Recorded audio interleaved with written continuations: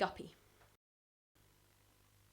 You're often overlooked, my stripy little friend, even though your dedication never ever ends. You're always there for her, helping her through strife, even when she decides to go off and become a wife.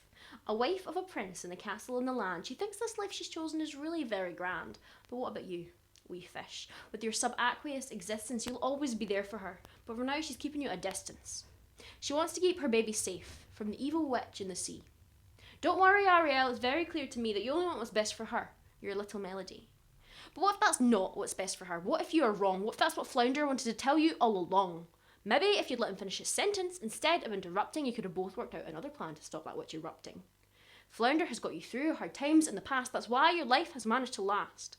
I hate to tell you this and burst your perfect princess bubble, but this little Guppy doesn't need you anymore. He's made a life for himself while you were swanning on the shore. He's got his own family, a new set of priorities, and he's really too busy to represent you and your half-fish, half-human minorities. But he'll always be there for you, like I said before, and he'll always come a-swimming when you knock on his metaphorical door. But he doesn't have a door because he's a fish. I'm sick of rhyming now, because rhyming's hard when you're this angry. You left him for 12 years. What were you thinking?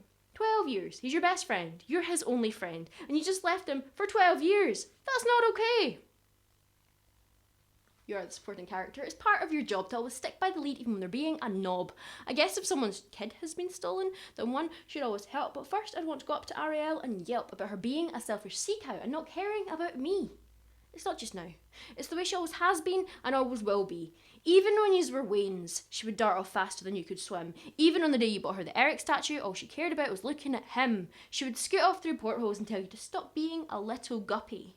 Her entire body is thinner than your face. She has no right to call you little. Also, you are a Guppy, so telling you to stop being a Guppy is telling you to stop being who you are. You're a Guppy, Guppy number 35. It's okay to be a Guppy if you want to be a Guppy. Guppy number 35, it's okay to be a Guppy. You don't have to have identity issues just because she does. You don't have to care about dinglehoppers and snarfblats just because she does.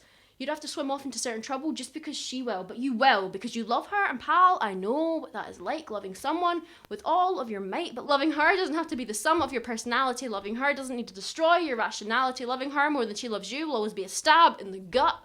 But my little fishy friend, and there will always be a but. You are your own hero.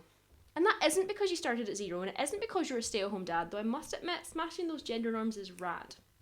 The reason you should be proud and hold your head up high is because you have shown that you refuse to live a lie. You don't need that flame-haired, self-centred blown. You are no little lap puppy. You're now swimming on your own, teaching others to be proud of being a Guppy.